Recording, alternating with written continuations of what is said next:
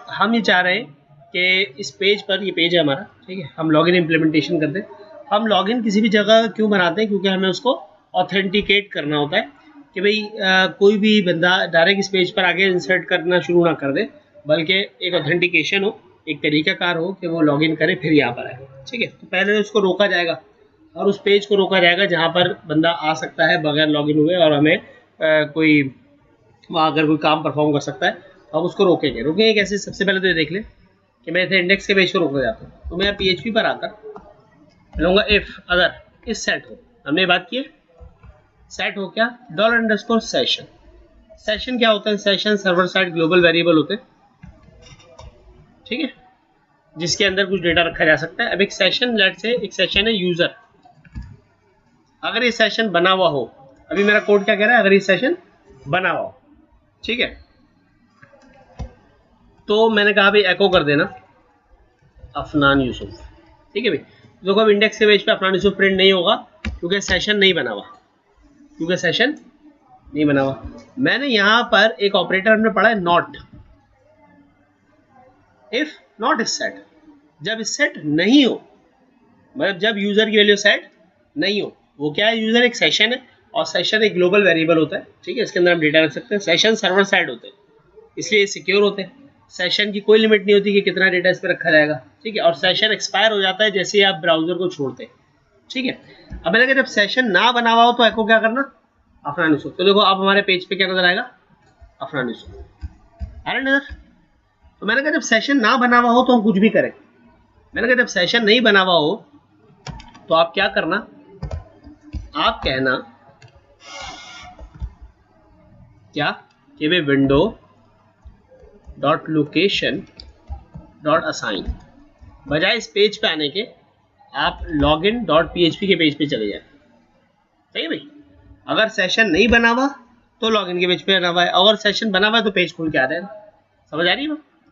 आए में देखते हैं, इंडेक्स के पेज पे गए, वो हमें कहाँ ले गया, लॉगिन डॉट PHP। हमने कहा नहीं भाई इंडेक्स पे जाना है, मैंने फिर लिखा है इंडेक्स डॉट PHP, तो फिर मुझे कहाँ ले आया, लॉगिन डॉट PHP, क्योंकि वहाँ लिखा हुआ इंडेक्स के ऊपर कि अगर सेशन नहीं बना हुआ तो इसको नहीं जाने दो, इसको लॉगिन पे भेज दो। ओके, समझ आ गई बात? सिक्योरिटी तो हो गई, सिक्योरिटी हो गई ऑथेंटिकेशन की, कि जब तक बंदा ऑथेंटिक नहीं होगा तब तक वो इस पेज पे नहीं आ सकता। अब उसको ऑथेंटिक करने के लिए सबसे पहले तो हम लॉगिन का पेज बनाएंगे, अंडरस्टैंड। तो मैं एक पेज यहाँ पे बना रहा हूँ लॉगिन डॉट PHP, सही भाई, वही HTML, सही भाई, मैंने कह दिया लॉगिन पेज। पेज के ऊपर आके अब बूटस्ट्रैप लगा लें, जो भी आपने करना है XYZ, जैसे आपके पास यहाँ पर बूटस्ट्रैप का लिंक है ना, ये लगाइए। क्लास दे दी मैंने कंटेनर की,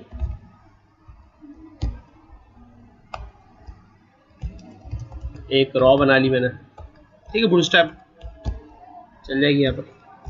उसके अंदर मैंने डिव ले लिया कॉलम वाला 6 कॉलम, और उसमें मैंने कॉलम SN ऑफसेट भी दे रहा 3 के, लेफ्ट से 3 कॉलम को छोड़ दें,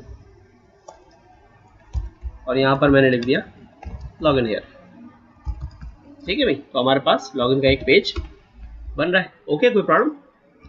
अच्छा, अब लॉगिन के लिए फॉर्म बनाना, फॉर्म बनाया, एक्शन दिया मैंने कुछ भी नहीं, इसी पेज पे चेक करना है, और मेथड मैंने दिया पोस्ट। स्पेशली जब कभी भी आप डेटाबेस के साथ काम करें तो हमेशा मेथड कौन सा यूज़ करें, पोस्ट का। गेट भी इस्तेमाल होता है, गेट हम सर्चिंग वगैरह के लिए इस्तेमाल करते हैं ताकि फास्ट सर्चिंग हो, गेट का रिजल्ट ज़्यादा फास्ट है बट पोस्ट ज़्यादा सिक्योर है।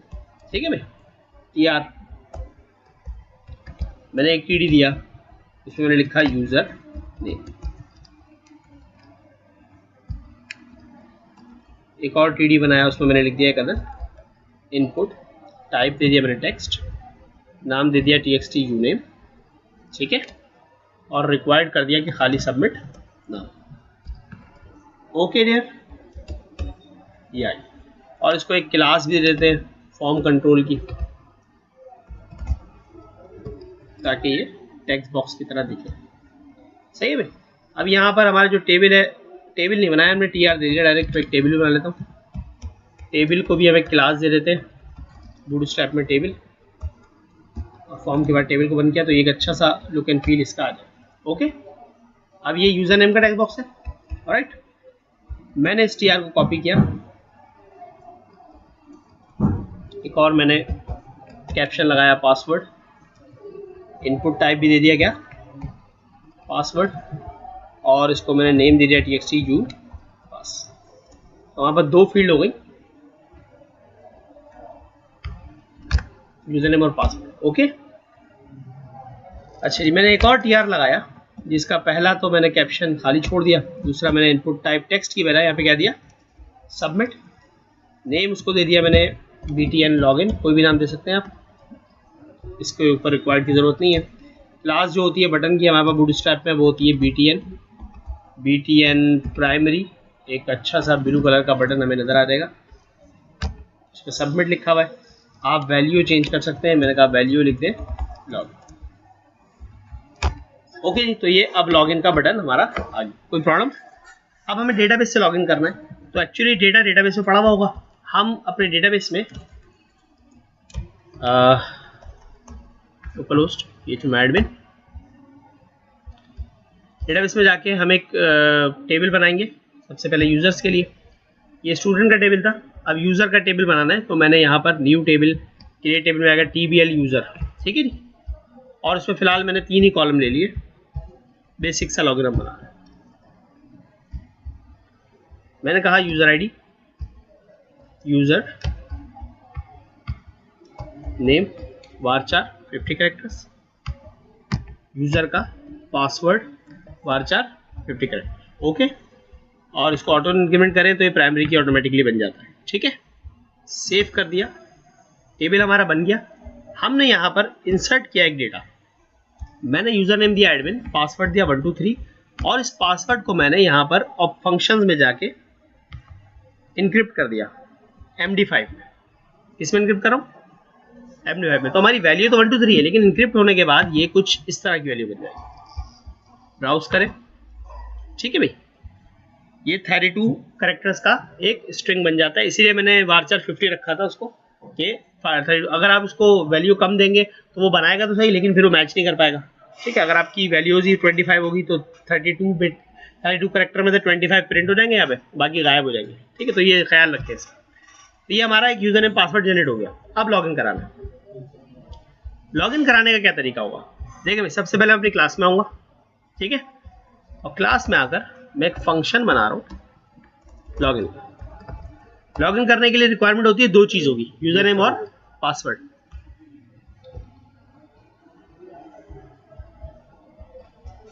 जरूरत होती है यूजर नेम और पासवर्ड। देखो, तो मैंने बताना था कि किसी भी क्लास में जब आप फंक्शन लिख रहे हैं तो आप ये चीज़ ध्यान में रखें कि फंक्शन को आप क्या इनपुट देंगे और फंक्शन आपको आउटपुट क्या देगा। तो हम 2 इनपुट देंगे फ्रंट एंड से, एक होगा यूजर नेम और एक होगा पासवर्ड, ठीक है। तो कोई भी 2 वेरिएबल मैंने ले लिए, ओके, कोई इशू। उसके बाद मैंने यहाँ पर आके कहा mysqli_query, क्यूरी में हमें कनेक्शन देना होता है। मैंने कहा दिस डॉट कॉन का मेथड, ये हमारा कनेक्शन आ गया, कॉमा ये हमारी क्यूरी आ जाएगी। कोई प्रॉब्लम किसी को? और क्यूरी के आगे लिख दिया और डाई कि भाई error while login. Understand? Query लिखना शुरू करें। क्यूरी क्या होगी? क्यूरी होगी select U name comma U pass. जब भी आप कभी सेलेक्ट कर रहे हो वेयर की बेस पर, खासकर लॉगिन के लिए, तो वही डेटा सेलेक्ट करें जो आपके लिए ज़रूरी है, ठीक है। From TBL user where UID equals to, sorry UID check ही नहीं करनी, where user name equals to हमारा $U, ऐसी है, and U pass equals to हमारा $P, ठीक। अब इसमें गड़बड़ है कि ये जो पासवर्ड है ये डेटाबेस में इनक्रिप्ट होकर पड़ा हुआ है, ओके। तो मैच भी कैसे होगा? इनक्रिप्ट होकर। मैच करने के लिए आप या तो क्यूरी में MD5 का फंक्शन लगा दें ये भी ठीक है, सही है। अदरवाइज आप यहाँ ना लगाएं ये फंक्शन, आप ये फंक्शन PHP में भी यूज़ कर सकते हैं कि आप P के वेरिएबल बनाकर उसको MD5 $P के बराबर कर दें, ठीक है। तो ये भी सही तरीका है। अगर आपने क्यूरी में करना है आप क्यूरी में कर लें, अगर आपने अलग से PHP में करना है पहले ही तो PHP में करें। तो आप क्यूरी में करेंगे तो ये डेटाबेस पे जाके चलेगा, जब आप PHP से करके भेज देंगे तो डेटाबेस पे एज इट इज चला जाएगा। अंडरस्टैंड? ये हो गया अब आपको डॉलर क्यू के अंदर डेटा मिल चुका है, डॉलर क्यू में आपको डेटा मिल चुका है, आप इसको रिटर्न करा दें, आप इसको रिटर्न करा दें, कोई प्रॉब्लम, कोई मसला। ये हमारा लॉगिन का मेथड बन गया। अब इसको हम यहाँ कॉल करेंगे, फॉर्म के बाहर आके कहीं भी मैं यहाँ लिख देता हूँ कोड, PHP के टैग लगाए, मैंने कहा इफ इज सेट, जब सेट होता है $_ में से कौन सा बटन, btn लॉगिन। जब ये सेट होता है तो देखो इस पेज पर हमारे पास, क्योंकि हमने ऊपर ऐड नहीं किया ना अपनी क्लास को, जरूरत भी नहीं है इस पेज पर, जब सबमिट होगा बटन तभी क्लास ऐड करनी है, समझ आ रही है बात, क्योंकि ये लॉगिन का बटन है, इस पर कोई सिलेक्ट पहले से नहीं है। मैंने कहा इंक्लूड करना मेरी फाइल को जिसका नाम है myclass.php, अंडरस्टैंड। फाइल इंक्लूड हो गई, फिर एक ऑब्जेक्ट बनाया, क्लास का नाम था अपना, ऑब्जेक्ट बना लिया। फिर मैंने कहा $obj में से मेथड कौन सा कॉल करना है, लॉगिन वाला, और उसको 2 आर्गुमेंट देने हैं। अभी 2 आर्गुमेंट कहाँ से आएंगे, एक आएगा $post में से txt uname, सही है, कॉमा दूसरा आएगा $post में से txt upass, अंडरस्टैंड। अब मैंने डायरेक्ट ये दोनों वैल्यू पास कर दी। एक्चुअली मैंने इसलिए किया कि जरूरी नहीं है कि हम वेरिएबल बना के डालें ना, डायरेक्ट वैल्यू भी दे सकते हैं। ये सब हो गया, ये हमें रिटर्न हो जाएगा यहाँ पर। मैंने कहा रिटर्न आ गया, लेट से ए के अंदर रिटर्न आ चुका मेरा, समझ आ रही है। अब अगर लॉगिन हुआ होगा तो रॉ मिली होगी, अगर लॉगिन हुआ होगा तो रॉ मिली होगी। तो मैंने कहा इफ, मैंने पढ़ाया था mysqli_num_rows, ये आप वहां से भी चेक करके आ सकते हो। मैंने कहा $a में अगर रॉ > 0 मिली, इसका मतलब है बंदा लॉगिन हुआ, सही है, सही लॉगिन था इसलिए एक रॉ मिली होगी > 0। एल्स में अगर गलत लॉगिन था तो ये काम करना है, अंडरस्टैंड। अगर रॉ मिली तो क्या किया, मैंने एको करवाया स्क्रिप्ट के अंदर window.location.assign, कहाँ चले जाना, index.php पे चले जाना, अंडरस्टैंड। जब सही लॉगिन होगा तो index.php पे चला जाएगा। एल्स में मैंने कहा भाई अलर्ट में दिखा देना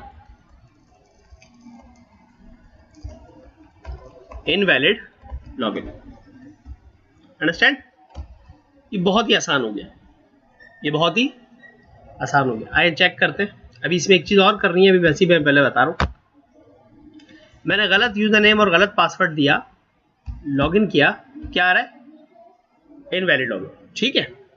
अच्छा मैं सही यूज़र नेम देता हूँ एडमिन, पासवर्ड देता हूँ 123। अब जब मैं लॉगिन करता हूँ ना, देखो इनवैलिड लॉगिन नहीं आया, ये गया इंडेक्स पे और वहाँ से वापस आ गया। क्यों, क्योंकि इंडेक्स पे ये लिखा हुआ है जब तक ये सेशन नहीं मिलेगा तब तक नहीं जाने दूंगा, वापस लॉगिन पे भेजता रहेगा। तो सेशन तो अभी भी नहीं बना। अब हम क्या करेंगे, हम सेशन बनाएंगे। सेशन का तरीकाकार क्या है, जिस पेज पर भी सेशन का काम करना हो उसकी सबसे टॉप वाली रॉ पर एक मेथड लिखना पड़ता है session_start, सही है। ये मैं यहाँ भी लिखूंगा और यही मैं इंडेक्स के पेज पर भी लिखूंगा, अंडरस्टैंड। ये जरूरी है, जिस पेज पर भी सेशन का इस्तेमाल हो उसका पहली लाइन होनी चाहिए session_start। उसके बाद मैं यहाँ पर सेशन बनाऊंगा, कहाँ पर, जहाँ पर ये सही तरीके से लॉगिन हुआ वहाँ रिडायरेक्ट करने से पहले मैंने कहा $session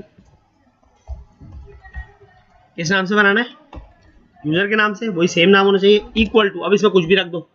मैंने इसके अंदर जो मेरी पोस्ट की वैल्यू थी वही रख दी, समझ आई, कोई प्रॉब्लम। अब ये देखो, अब ये प्रॉपर हो गया। मैंने लॉगिन किया एडमिन 123, आ गया इंडेक्स के पेज पे। अब हम ये जानना चाहते हैं कि लॉगिन हुआ कौन है, सही है।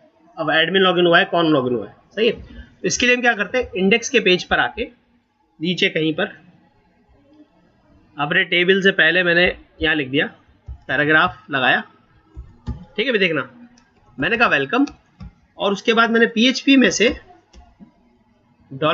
एको कर दिया $session की कौन सी वैल्यू, वो जो यूजर पे पड़ी हुई है, अंडरस्टैंड। तो देखो मुझे पेज पर पता लगा वेलकम कौन हुआ है, ये लॉगिन हुआ है, सही, समझ आ गई बात। जैसे ही मैं ब्राउजर बंद कर देता हूँ, सेशन एक्सपायर हो गया, सेशन एक्सपायर हो गया। अब दोबारा इंडेक्स पे आने की कोशिश करते हैं, देखो ये नहीं आने देगा। मैंने कहा भाई local host direct index dot php पे जा रहा हूँ मैं, सही है। एंटर किया, कहाँ ले गया, कह रहा बगैर लॉगिन किया आप नहीं आ सकते। मैंने कहा अच्छा भी लॉगिन कर लेते हैं। मैंने दिया अफनान 123, लॉगिन किया, क्या कह रहा है, इनवैलिड, क्योंकि ऐसा कोई लॉगिन नहीं है। मैंने लिखा एडमिन 123, हम 123 लिख रहे हैं और डेटाबेस में इतनी बड़ी स्ट्रिंग है, लेकिन ये फिर भी मैच हो रहा है क्योंकि हम उसको MD5 में कन्वर्ट करके फिर मैच कर रहे हैं। कोई इशू, कोई परेशानी। ये बड़ा आसान तरीका हो गया लॉगिन बनाने का विद ऑब्जेक्ट ओरिएंटेड प्रोग्राम।